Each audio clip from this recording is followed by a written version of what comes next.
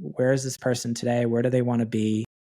And how can I help them get there? And sometimes the best path forward for that person might be like, hey, go check out this other coach, or like, oh, I have this like really cool free YouTube video. Like, you should definitely check that out. I think it'd be super helpful for you right now. So I asked a couple questions, and, he told me a little bit more about kind of where he was at. And I was like, oh my God, this Launchpad program that we have would be perfect for him based on what he's sharing with me.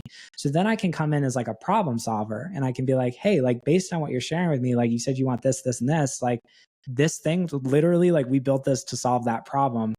Like, I'd love to share it with you if you'd be open to checking it out. And so asking for permission, and then being able to send like a link or something like that. And that was basically how that conversation unfolded. And, because I came in as like a curious presence without an agenda. We just had like a little bit of back and forth. And then, really seeking to be curious about someone else and like what their path forward is. And then being able to say like, hey, here's this thing that can help you get there. Now we're not just like blind pitching someone. We're actually like coming in as a problem solver. I think that like broad format for something like that is the model that I would use for like outreach.